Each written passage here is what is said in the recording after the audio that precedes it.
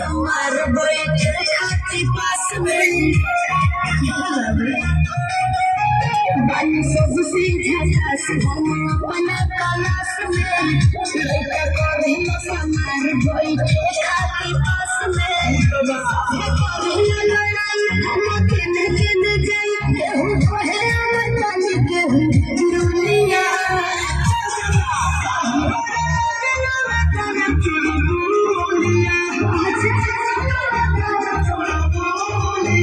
गोरी साथी के टिकुलिया पढ़े जब जानू इसे सुलिया पढ़े जब जानू इसे सुलिया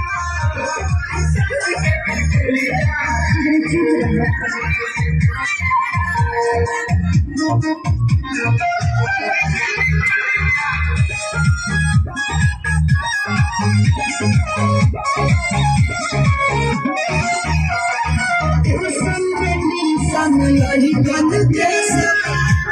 हमरा बता दे के भाई में साधे तेरा हमरा जाना दे के ये हमरा सब बुझाए बाबू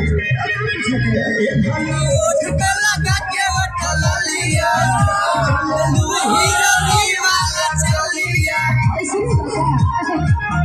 चिकना हो ये चल तुम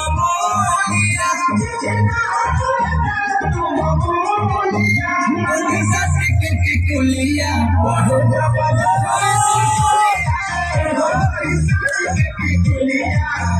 जब जानू इसे कुलिया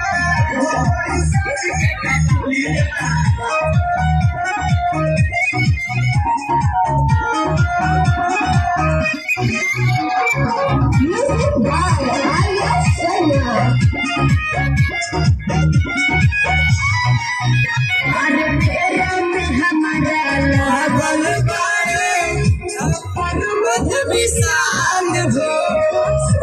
सुधा कर दे सुहाल हो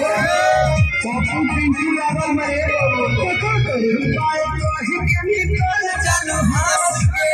झूली